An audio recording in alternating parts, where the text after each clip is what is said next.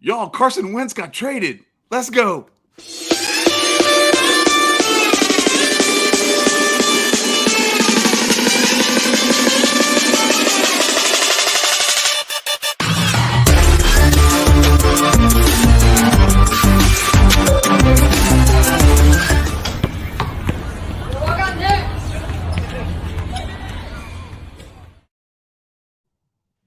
Welcome, everybody, to I Got Next. I am Chad. You see Aunt Bailey. And, of course, we have the one and only Wasted Talent with us, joining us to talk about this NFL football. I dressed up for the occasion because now Wasted can finally stop pretending like he absolutely loves Derek Carr because, I don't know, he may not be may not be a Raider fan, a Raider anymore. Wasted. What's I saw you just got off your stream. You've been streaming. You've been talking about this for the last hour or so. You think it's a real possibility? Yeah, I do. The Colts trade away their starting quarterback, and they don't really have a landing pad. And people are saying Jimmy Garoppolo would be the guy, but all of the ties to Jimmy Garoppolo go back to the Patriots. Mm-hmm. You got Josh McDaniel and Dave Ziegler, and this is a guy that Josh McDaniels brought up and brought along with him. They wiped his nose. They were very high on him. They didn't want to trade him. All his diapers. They were actually thinking about keeping him over Tom Brady, and the owner stepped in. So they're very high on him. And if they can get a haul from the Colts, I don't see any reason why they wouldn't do it. They have no ties to Derek Carr. They haven't negotiated a contract with him. They haven't really talked to him yet, but yet they stepped in and negotiated a contract with Max Crosby, and they're actively talking to Max Crosby. To me, that's a red flag. It reminds me of the Khalil Mack trade all over again. Yeah, no, it very much does. And there's been a whole lot of stuff. Speaking of the Colts, I made a joke because it was definitely not the biggest news, but it is a big piece of news that Carson Wentz is going to the Commanders. But you also have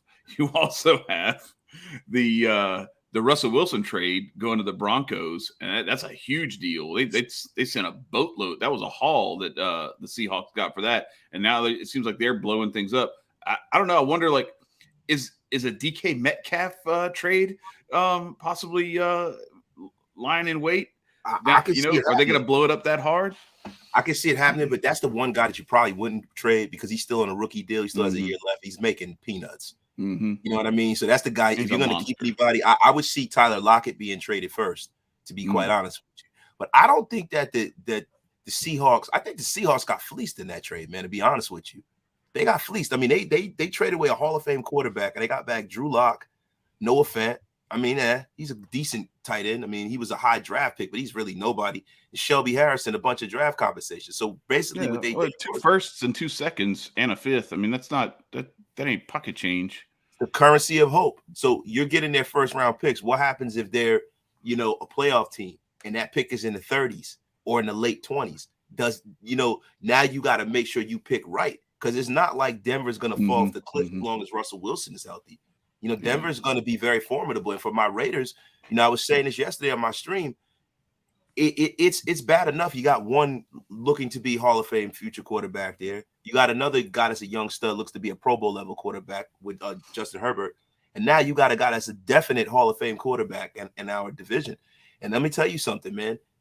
It's not about – I'm not saying that they're world beaters. I'm not saying that they can't be beat. But what I'm saying is it makes it that much harder to make it to the playoffs, because now if you split with everybody in your division, you got to damn near run the table to win the division, because you got teams that might go 12 and 3. I mean, 14 and 3. And you know what I mean? And then it's like you're relegating yourself to not having a freaking wild card. And if you look up and down the AFC, you got all of the young quarterback talent is in AFC. Joe Burrow, Josh Allen, you got all of these guys there. If Deshaun Watson comes back, who knows what he can do? Well, and so speaking of Deshaun Watson, so I look at what this starts to do to the rest of the AFC. Like, you're talking about the AFC West, if it's so bottlenecked, and you've seen this with the North before too, where like you'll have like Cincinnati, Pittsburgh, Baltimore, all like cluttered at the top, and one of those teams ends up not making the playoffs because all 3 of them can't.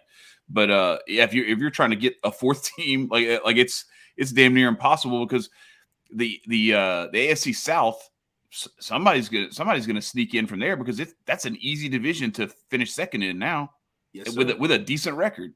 And what's your takeaway so far? So the Carson Wentz trade, I think, is pretty interesting. Going back to the Commanders, now he gets to play against his former team that drafted him twice a year. So I always like those little rivalry games. There's always like that revenge narrative, especially when it comes to betting and stuff. It makes the games more fun to watch. And I think a lot of people will give Carson Wentz a lot of hate. I'm not saying he's, a top 5 quarterback in the league, but he had 27 touchdowns and 7 interceptions this year. Like he had a pretty good year. They missed the playoffs by 1 game. Now that last week of the season where they lost to the Jaguars was inexcusable. Yeah. But you could have a couple theories on that, on why they lost that game. But I mean, he's a good quarterback in my opinion. So I actually think that's a fine move for the contenders. The Russell Wilson move to Denver is huge. And a lot of people gave him a lot of slander last year, saying that, he was having a down year and everything. But for the past 2 years, like you could see it within that team that there was something going on. And you're going to start seeing a lot of reports of what was really going on. You saw a bunch today saying that like him and Pete Carroll weren't getting along. Pete Carroll wanted to run this old school offense where Russ was trying to be like more active and stuff. So I think that was a huge move for the Broncos. Wasted's team is in a lot of trouble because they had to face all these stud quarterbacks. And I'm a fake Chargers fan because I drafted like all of them on my fantasy team. I had, Justin Herbert, Eckler, and Mike Williams. Yeah. And they just signed Mike Williams to a huge deal. Like he just got $60 paid. million. Their entire offense is coming back. And I think they underachieved last year. I truly do. So like you said, Wasted, like Herbert is an absolute stud. And he's only going to get better. This is his 3rd year in the league. So I think the Chargers are going to be super dangerous. The Chiefs are self-explanatory. Let's be real. They're beatable, but they're still absolute studs. Now you got to face Dangerous Wilson. He's going to be on a new team. He loves the long ball. He's got stud wide receivers, and he's playing in an atmosphere where, it's thinner air. So we might see ball travels a little farther. Yeah, we might see some flashes out of old Russ, See, this is my thing, man. Like, it's not like the Broncos are a complete team. They're not unbeatable. They still have a terrible offensive line, and they have a few gaps on their defense. But if they go on free agency and fill that offensive line, then they're going to be a problem. They got a great running game. They got some 3 young wide receivers: Cortland Sutton, KJ Hamler, and Jerry Jeudy. They're not going to re-sign Melvin Gordon, right? They're going to probably let Javonte Williams have the reins this year. You know what? They can get him on the cheap. Why not? Now you got a 2-prong running back that you had. But the thing that kind of, to me, surprised me was the fact that the Colts were so willing to give up on Carson Wentz so fast. I mean, I've heard the reasons why, but it's just weird because, Frank Reich is the person who kind of turned Carson Wentz into an MVP candidate in Philadelphia. He was the offensive coordinator when they went to the Super Bowl. We all know the history of that. Carson Wentz going down with an injury. Did Nick Foles taking over and taking him to a Super Bowl and a Super Bowl victory against the Patriots. But what's at the forefront is really alarming about this is that in that Colts locker room, he wasn't well liked. He said there was a lack of strong leadership skills. He had a resistance to hard coaching, and he had a mercurial playing style. You know what I mean? Like he really was up and down, lose games that he probably shouldn't lose. And I just really think that, Wentz's intangibles or his lack thereof, coupled with his unseen and uneven season, man, with the Colts, eventually led to this trade. And to me, the Colts must have something lined up behind the scenes. There's no way. Yeah. They just did this out of nowhere. And that's the reason why I normally try not to entertain the Derek Carr rumors on my channel and stuff, because it's a dead end. You got people who love him and they're like fanatical over Derek, and you have people that hate him, and you have a few people like myself and my brother Docs and all of them who we're kind of in the middle with Derek. You know what I mean? And then, shout out to my brother LV Maximus in the chat, man. Thank you for coming over and pulling up, brother. Thank you, man. It's one of Raider Nation's finest. But listen, like I was saying, man, Derek Carr is a lightning rod, man. And I wanted this season was either they get rid of him and trade him and they start over again, or I wanted them to plug all of the holes on his team so there's no more excuses. So he's either going to sink or swim based off of the fact that they got him a number 1 receiver, they got him a decent defense, and they're protecting him. So, with this Colts thing, it's the first time it seems real to me. What about you, Chad? Yeah, I mean, I think, first of all, I think you're not wrong that this Colts deal seems way too out of the blue for them to be done. dealing, and it seems like they're set up to like that's one of the missing pieces that they need, and like to get rid of your quarterback when you're that close to making the playoffs just seems odd.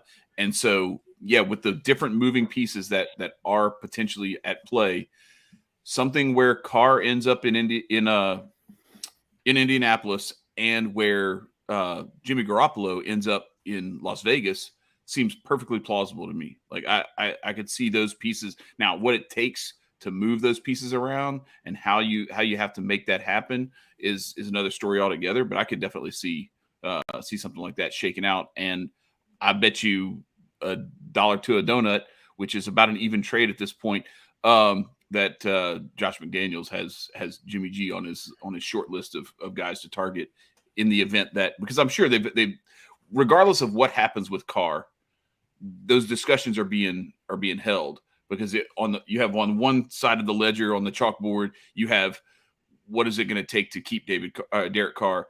Then on the other side is, if we don't keep Derek Carr, what are the options to replace him? It has to be a contingency. You got to have all of that shit laid out. So I totally see that. Jimmy Garoppolo's a free agent, by the way. Yeah, but what's the price and what other pieces are they going to try to put together where they might want to spend that money? But yeah, I mean, if Carr goes, I mean, that's going to be, and also you got to make a move quick before Garoppolo gets scooped up by somebody else. Yeah, that's a fact. Yeah, I mean, like you said, you just don't get rid of your quarterback without having a plan in place. Mm-hmm. That's why it seems like these rumors could be true. Like, they were 9-8, the Colts. Mm-hmm. They have a stud running back in Jonathan Taylor. They have a very good offensive line and a very good receiving core. So if you don't believe Wentz is the guy, I don't think you're going to go to the draft and pick one of these young guys. You're probably going to make a move, and it seems like there's some type of move in place already. Yeah, something plug and play has to be the option. Yeah, and I've heard some whispers and rumors that they're thinking of signing Trubisky possibly from the Bills. People have said he looked good as a backup to Josh Allen. He technically was a winning quarterback with the Chicago Bears, right? His coach just didn't like him. He was terrible.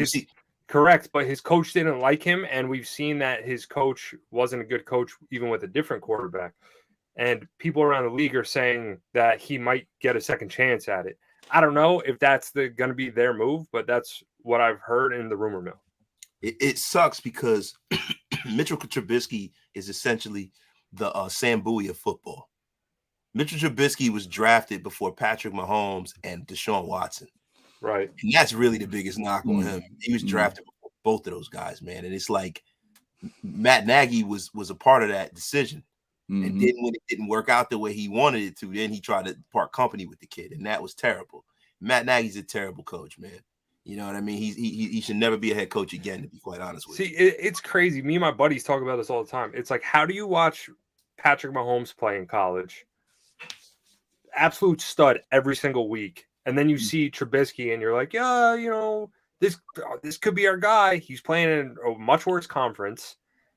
Bro, it's all that combine bullshit, man. Yeah, but I just don't understand it. Like, it happens every single year. It's like, how did all of these teams miss on this guy? Like, how does that happen? The same thing with Lamar. Patrick Mahomes, though. I could see with Patrick Mahomes because Patrick Mahomes had issues with interceptions and he was undisciplined in the way he throws and stuff like that. And I think if Patrick Mahomes had not gone to Andy Reid, he might not be the same player. I mean, Andy Reid is excellent with quarterbacks, but the one guy that I couldn't see how you can't draft is Deshaun Watson. National champion, right?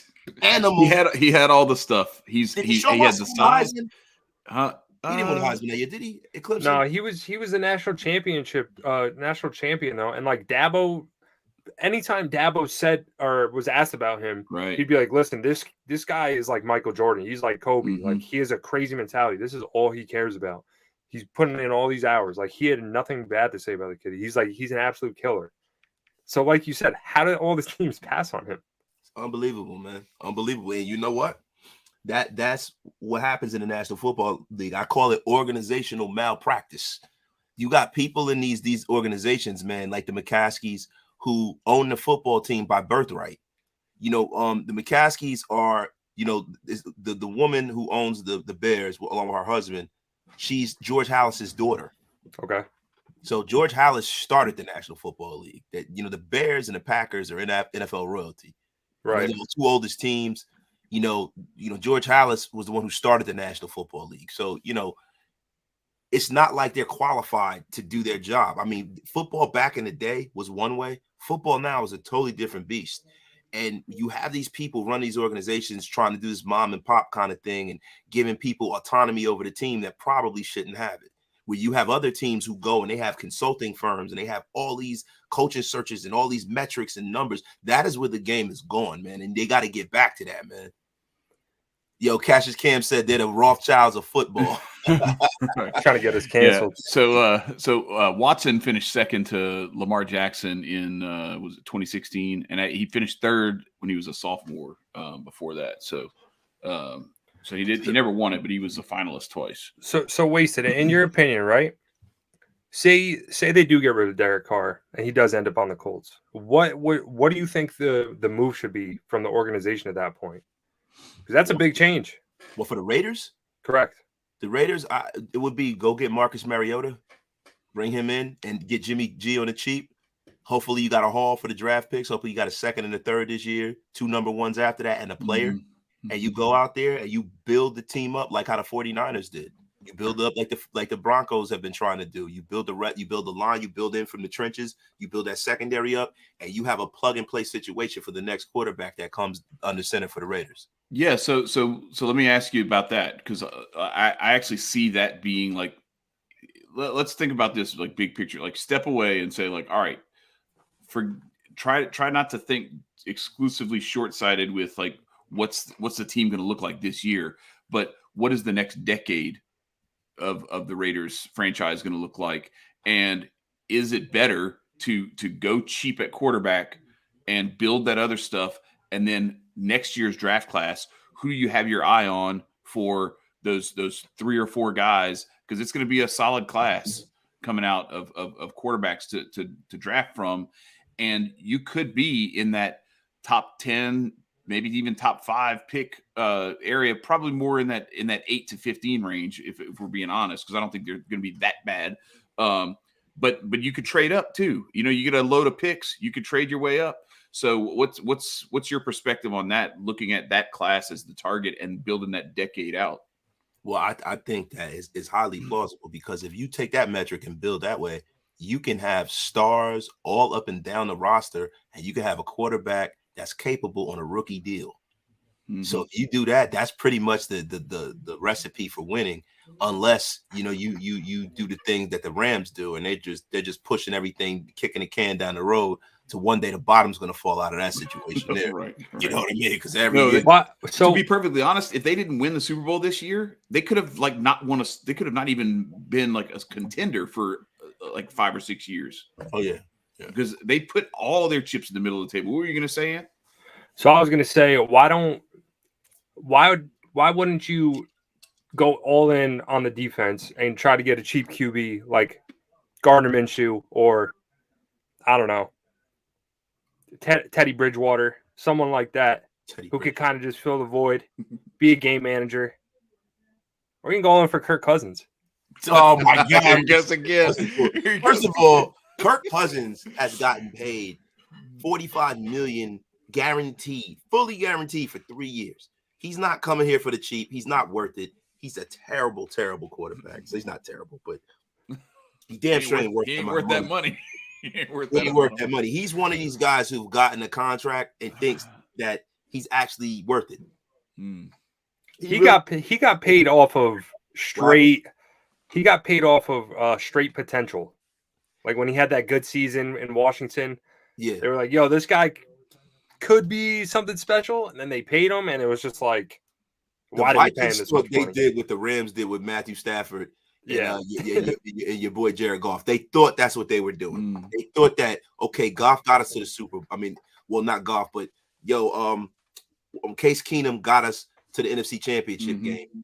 If we get Kirk Cousins, he's better. He's going to get us over the hump and into a Super Bowl. Yeah, and the bottom fell out of that thing. That's that bullshit logic that people have with like, if we got this many wins, all we need to do is win this game and this game, and we would have been 12-4, and we'd have actually made it to the Super Bowl. It's like, no, dumbass, because there's 3 or 4 games in there that you forgot that you barely won, that you didn't deserve to win, and you're going to lose all those next year. So what you're looking at is more like 8-8. So I just woulda, coulda, shoulda shit, right? Always laugh at that shit when people just start adding wins to the record. And I'm like, no, bro, you gotta look at some of those wins that you got and scratch some of them off because you didn't deserve them, and some of those teams got better. Like, you can't just, everything don't happen in a vacuum. It sure the hell does. What about someone like Jameis? Even though he is coming off the injury, I think the Saints are going to pony up. That's what I think. I love Jameis Winston, man. I'll take Jameis. I'll take Jameis in a heartbeat, man. Like, especially if it's on a 1-year prove it deal, and we were able to go out in free agency and get a J.C. Jackson, load up the team, load the trenches up. So now you got a great defensive line. You draft a kid like Jordan Davis, who's an absolute monster. Who I didn't like his pad level and some of the stuff I saw on tape, but my man Docs was saying to me, he goes, "Yo, I think he's bored." And when I look at the tape, that's exactly, he's so physically imposing, bro. I seen this guy taking on two blockers with one arm, and still making a tackle. The guy's an animal. He ran a 4.7 40. It's a front. Bro, his footwork is incredible. Yeah, that footwork is absolutely incredible. That video of him running was crazy. It's frightening. It looked like the Incredible Hulk in the Avengers. Yo, nah, for real. It's crazy. Yo, it's frightening. It's all right, say worst comes to worst, you have to get Matt Ryan. Matty Ice, there's no way you get Matt Ryan. Matt Ryan is owed $48 million this year. He's a $48 million cap hit. Nobody's going to trade for him. When I watch him play, I feel like he's stuck in like quicksand, trying to roll out the pocket. Like his legs are moving super fast, but he's just going absolutely nowhere. Matt Ryan's just good enough to get you beat. He's what? He's just good enough to get you beat. Oh yeah. He's just good enough. Yeah, I always love Matt Ryan, man. He's pedestrian at best at this point in his career. Yeah, and I don't know why the hell his cap number is $48 million, bro. Because they restructured that thing so many damn times to try to keep Julio and all those guys, and then they still ended up letting him go because they had Michael Turner, and I mean they had a bunch of guys that they kept trying to like keep people and then bring in people, and they were bringing in linebackers and shit. And you just can't do it. They kept ballooning that shit to the back. So the real reason I brought up Matt Ryan is because, as we know, one of his star wide receivers took a leave of absence this year for his mental health. Yes, let's go. Woo! And part of his mental health was gambling. Gambling on the great NFL.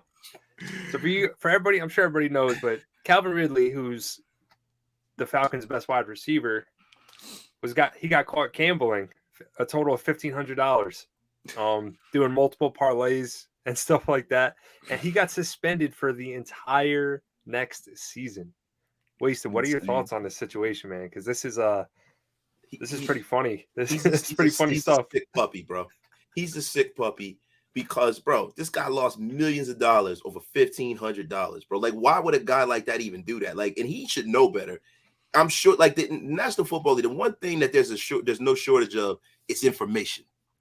There's no shortage of information. You know that you're not supposed to do that. You know, so you know how easy it is to get somebody else to make that bet for you, and you don't do it, and then they just like, if you win, they give you your money later, and if you don't give, they just keep your money. And like, see, this is my thing, right? Like you said, why not have somebody else do the bet for you? This is why I think somebody had to have snitched on him. Because it's like, all right, bro, there's no way you could be dumb enough to sign up for one of these apps in your own name. If you did do it in a fake name, did you tell somebody you were doing this? Like, how exactly? So how he must have done it in his real name. That's the only way, right? Yeah. Either that, or he must have hired Antonio Brown's chef. Something. Are NFL players, are they allowed to bet on like baseball games or basketball games? As a professional athlete, you're not supposed to bet on other sports, correct? I don't think so, bro. Unless you're MJ. See, this is my thing. I think that you should be allowed to bet as a player, but you should only be able to bet on your own stats and winning. Nah, man. I don't think you should be allowed to lose. I disagree. You can't put in any losing bets. Why can't you bet on yourself? Why not? Because if you are, all right, so hear me out, because this is my Pete Rose argument. This is why I think people are full of shit when they say, like, he only bet on the Reds to win. Yeah. Did he bet on the Reds to win every single game? No, he did not. So every time he didn't bet for them to win, that's a signal to the people who can make money off of that and who can leverage you that, hey, this is the game that we're going to bet against them on. Now, with all due respect to Pete Rose, this isn't the same kind of situation, because I don't know what games Calvin Ridley was betting on that the Falcons were going to win, because they didn't win damn near any of them. So I don't know what the hell he was thinking betting on them. I get Pete Rose betting on the Reds when he bet on them because they were actually good. But it was when he wasn't betting on the Reds that's what presented the problem, and that's what made all this stuff a little bit more sticky. So yeah, I get you on like betting on your own stats. Like, I think I'm going to score 3 touchdowns. Okay, cool, yeah, whatever. But you have to do that shit every single week. Otherwise, it's like, yeah, I'm going to go ahead and not bet on myself scoring this week. Like, well, all right, are you taking this game off? Is this, who's paying you under the table to do something else? It's just it's an easy way to create a signal system with people who have a lot more money to throw down than that. The NFL doesn't have a rule about players betting on other sports. Other sports? Okay. Yeah, and they said that Ridley was betting on other sports, including the NBA, for larger amounts into thousands of dollars during this 5-day stretch before Thanksgiving. And sources said it's not against the NFL policy. So crazy thing is that, there's nothing more fundamentally wrong to the National Football League's success than its reputation to everybody that's associated with it. You know what I mean? Mm-hmm. And their betting partners let them know that that's who snitched on him. Mm-hmm. Right? Yeah. So my thing is that, to me, he says he doesn't have a gambling problem. I say bullshit. Yeah. Because they're saying he's betting on draft, he's betting on NBA thousands and thousands of dollars. That's a guy that had the itch. That's a guy that is in the league and has inside knowledge. And that's a guy that tried to pull a little parlay off, trying to hit for something big. He probably does have a gambling problem. He definitely does. And the funny thing is, I'm just so glad this shit happened now. Because you know what the rumors that was swirling around the National Football League was? That Calvin Ridley would be a perfect fit for the Raiders. Can you imagine this guy coming out to Las Vegas? I said, this would be worse than Antonio Brown. Antonio Brown, Henry Ruggs. Like, y'all got a bad string going here. Could you imagine if Ridley too? Shit. Could you imagine if Michael Jordan lived in Vegas and played for a team out? Like, say the NBA hypothetically, which they may in the future, but say they had a team out there in Vegas. Could you imagine MJ at the roulette wheel? MJ was bet. That's why there was a rumor that Michael Jordan took that year and a half off, not because of his father, but because he got caught gambling, and that was the league's silent suspension for him. They didn't want to target the biggest player. Me and Chad literally talked about this prior to the show. Those exact words. I was like, I'm pretty sure. Other stuff too. That was. I was the conspiracy is that he owed a lot of debts and he got forced out of the league, and the whole baseball thing was a cover up for him. Mm-hmm. Now, the truth behind that, I don't know. That's just what I've heard. I think everybody's heard that conspiracy. Whether there's truth to it or not, who knows? But all right. So caked up. I don't. Speaking of conspiracies, that seems a little crazy, right? But, it's time to resurrect this one. All right. Oh yes, baby. I know the colors aren't the same and everything. We didn't change that shit and everything, but it's time to bring it back. It's time to bring it back, ladies and gentlemen. It is tinfoil Koofy time. Oh yes. All right. So here's what I got. All right.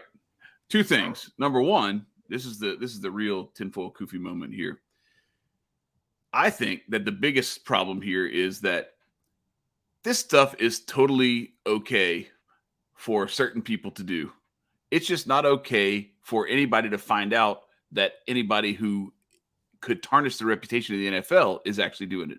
I think there's a whole lot of this shit that's going on where there's some games that are either they're twisted, they're tinted a little bit. They may not be completely fixed, but there's definitely some sway that has happened. I've actually looked into this for a long time, and I have some evidence. I have some games. We've talked about this before.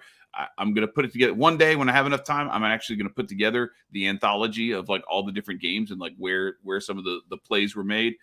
But the other part of it is this is what I think is funny. Like, I think he's got a really strong case for a temporary insanity plea to get out of this suspension. Okay.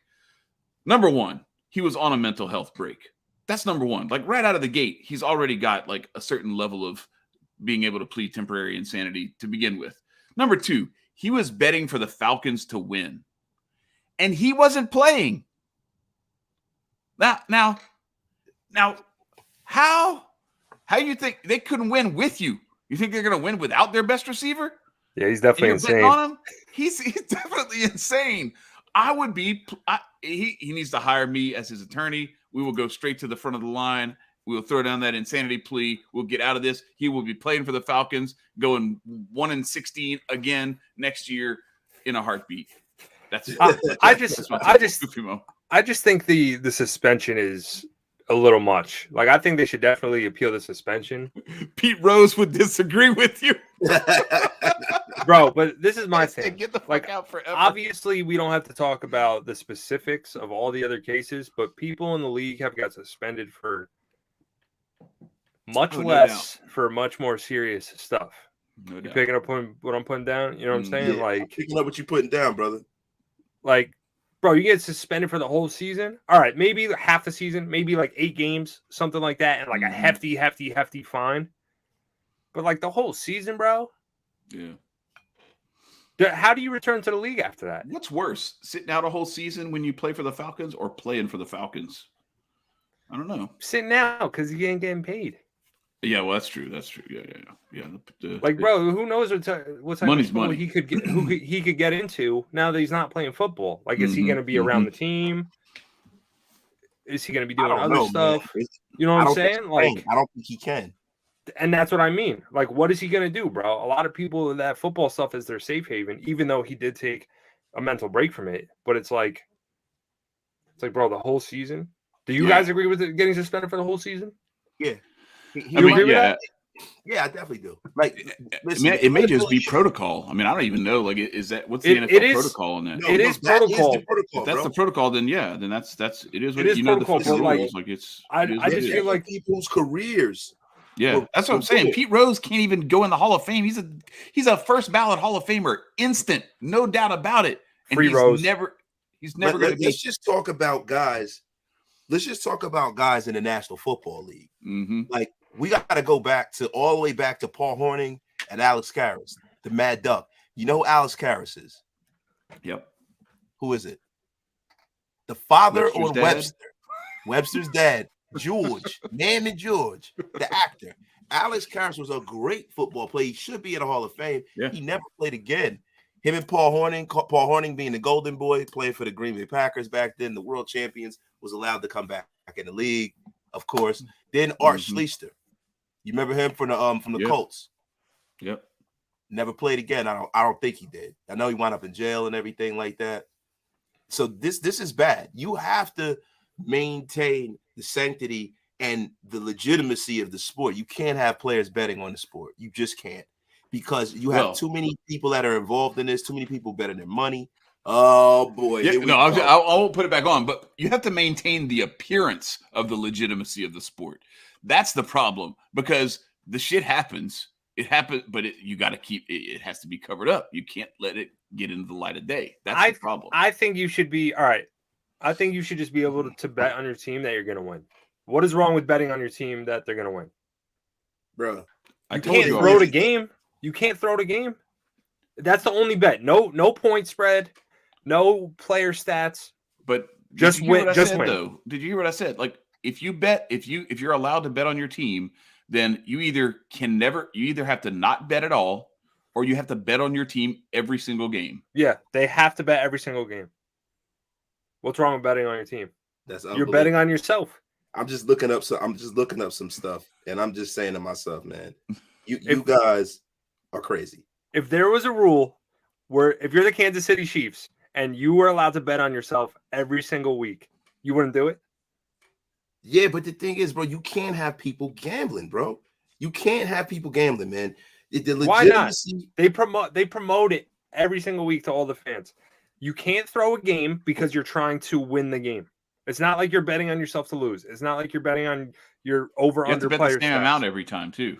That's the other thing. That's fine. fine. The same amount every What time. is wrong with betting on yourself to win? And I still don't think this is a good idea. I'm just saying, like, that's the only way that it becomes in the universe of a good idea. I still think I think that the rule is there. And look, you got to remember, like, I'm the anarchist in this community here. So, like, I don't like rules that are oppressive or anything like that like just unnecessarily like infringe on people's freedoms. But what I will say is, when you're dealing with something like this, where you have an organization that's trying to have a certain level of play that they want to promote and that they're selling to the public, you can't have that undermined by some other shady shit going on in the background where you don't know, okay, is this guy motivated because he's got money on this game, or is this guy motivated because he's actually just trying to win because that's what his job is? It blurs the line too much. And I understand if you're the NFL saying, look, you don't have to play here. You can go do whatever the fuck else you want. But if you're going to play here, you're not betting on these games, period. Yeah, man. I don't know, guys. Listen, man. I'm going to be honest with you. There is no way that you can allow gambling on a sport. NFL title. You just can't, man. I don't want to keep beating this to death, man. You just can't. Bro. You can't. It'll mess with the legitimacy of the sport, man. Yeah, hey, Uncle Hotep, man. Thank you for pulling up on us, Uncle Hotep. Thank you for pulling up on us. Thank you, Uncle. And yes, it's an NFL tie. I'm doing this for Jonesy. I got the Raiders are down here somewhere. Where are they?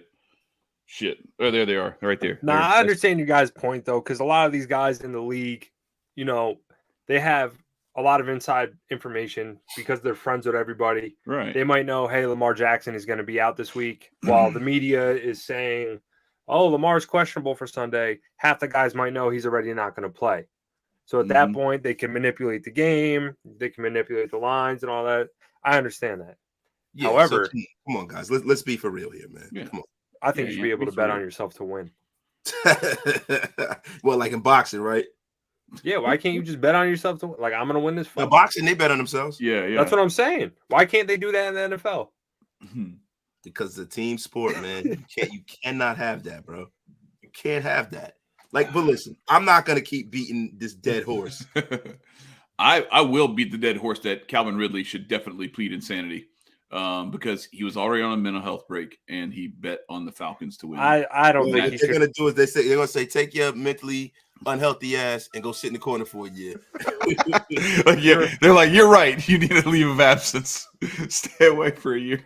Yeah, man, they not. Come on, bro. They're not letting that boy back in his league, bro. Yeah. But the NFL, they had one of their gambling partners, some obscure ass bet. They actually traced that and sent it to the National Football League. Yeah. Think about that. I'm sure they didn't even have to do any like heavy auditing. They probably have some type of algorithm which has like all of the players' names and whatever, social security, license, all that good stuff. They got their IP addresses tracked and everything. Yeah, exactly. So it's like, they did it on probably a team issued phone or something. It's like, what are you doing on your company phone? Really, bro? Dude, it's just so funny, man. Like, after all the stuff that goes on in these leagues with just like these insane stories, we just keep getting new content. Like, who would have ever thought we'd be talking about this? Right. Not that, he got arrested for like a DUI or like domestic violence. Like, he got in trouble for gambling on FanDuel. Right. Well, so what's crazy about that is I couldn't gamble on FanDuel or DraftKings or any of this shit until like last month or whatever it was, because it wasn't legal in Louisiana yet. So what did I do? I just told AG, I was like, AG, throw this bet down for me. And then I would cash app him the money, and then he would cash app me back if I won. Like, I'm not even an NFL player, and I know how to do this shit without getting caught. Like come on. You got to do it the old school way. Walk into the back of the restaurant. Right. Yeah, man. You got to go and go place a bet with Louis the Wrench. Yeah, exactly. That's right. Yeah, this man went and logged in on DraftKings, clicked on his own picture on the ad. So the intelligent thing for him to do would to be blame the league with all the advertisements and say that the league tempted him to gamble because he was watching the games every Sunday and he saw the advertisements and they pressured him into gambling. That should be his defense. There you go, lawyer Chad. Look, the equivalent of the devil made me do it. Stop. This is bullshit, man. Come on, man. Hey, they use that for the CTE stuff. They're talking about how like they show all these illegal hits on their like promotional videos and everything. They're like, look, y'all are doing all this shit, and then you're flagging us for this stuff, and you're fining me $25,000 for a hit that you just played on TV to. Yeah, remember the whole game. Jacked Up set? Jacked Up. Yes, Yeah, exactly. remember that? Well, no, but this was like they had NFL commercials that had like 8 out of the 15 hits on the commercial were illegal hits. Yeah, that people get fined for. Yeah, man. Listen, that's pretty much that's pretty much what the league was built off of, and now they're trying to, trying to kind of do revisionist history. But real quick, I want to kind of get off of this and talk about the Cain Velasquez situation, man. What do you guys think? Yeah. Listen, I'm from Louisiana. Gary Plauché did it right. Oh yeah, that's one of your friends. Yeah, that's all I'm gonna say. Yeah, Jody's a friend of mine. We met at LSU. We were in a couple of organizations together and stuff. And so for those of you who don't know, you've probably seen this video before where this guy's getting perp walked through the airport, and this man like at a phone booth just turns around and knocks his head off with a pistol. That guy's lucky that's not what Cain Velasquez did to him. Like it's. Yo, so run me through the Cain Velasquez. Obviously, I know he was denied bail and everything, but to be honest with you, I don't know the full story. Chad, you got it?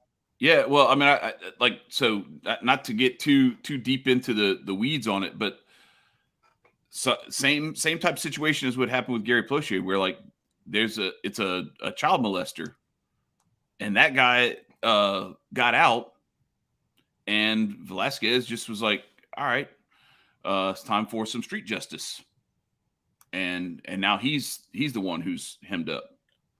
So he tried to kill a man who was accused of molesting one of his family members. The details of the alleged child victim and Velasquez family member were vague. Some reports were saying it was a close relative. Others described them as a close family member. So probably, I don't know if it's his daughter, his niece, or something like that. But on Tuesday, a longtime friend of Cain Velasquez and wrestling teammate at Arizona State University, Ryan Bader, revealed the identity of Velasquez's family member in a social media post. And he was saying, many of Cain is currently in jail, was denied bail. But the man was caught molesting his 4-year-old son.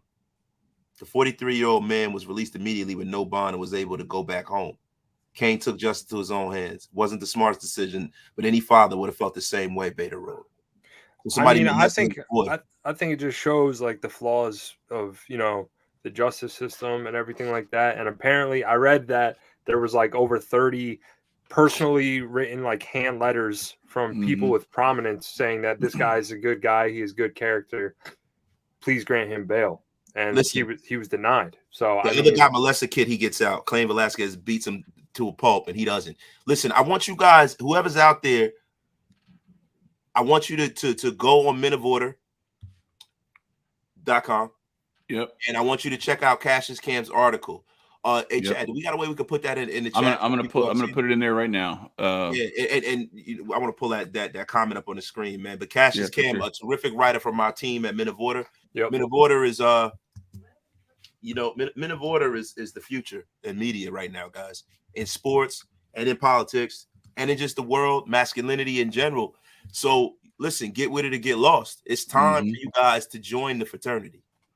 Word. Whoever isn't joined to Men of Order, please go to Men of Order, join up, put that alert on, and you're going to get some of the best content out there on the internet and in news. All right, here comes. But Cassius Cam did it. That was a terrific article, man. Shout out to Cassius Cam, y'all. Yeah, so it's in the chat now. Yeah, man. Anyway. So listen, man. Yo, he just dropped another banger too. Look out for that one on Kayla Harrison. I just saw that one. That just dropped. Like he just dropped that like minutes ago. Bro, shout out to Cassius Cam. We have some of the best combat sport writers. We have some of the best combat sport writers in the country. And to be honest with you, we are going to be going through a bit of a rebrand. We are going to focus a lot on combat sports. We talked about it as a group. And we think that's our sweet spot. And I'm telling you, who's ever out there who's into combat sports, man, get on now, because pretty soon you're gonna have to pay for the content that we're giving you. You can get it for free right now. Like they always say on the street, the first hit's free. That's right. But yeah, shout out to Cassius because he's been putting in work. We got a bunch of people putting in work on this stuff. Shout out to Kamar and Jeb and all the guys out there. We got a lot of really good stuff. Ant put out an article. AG obviously always putting out sports stuff too. So yeah, everybody been putting in work. I even did a couple of articles yesterday. Or was that 2 days ago? Facts. Facts, man. Yeah, man. Yeah, but hey, man, listen, guys, this has been a terrific episode, man. I feel like we got our swagger back on this episode, man. We've been going a long time, man. I'm so glad to be able to get back on screen with my brothers, man. I appreciate it, man. Word. Yeah, it's good to be back together for a couple of weeks running now. We kind of were missing each other. It was only like 2 of the 3 of us for a couple of weeks there, but we back. We are back. I Got Next is back, and we will be back next week. Y'all know where to be. Stay tuned. Subscribe to the channel if you haven't already, so you get the updates. So you'll get the notification whenever we're ready to go live again, whenever a new episode drops. And until then, we will see you. Y'all have a great one. Peace. Sure.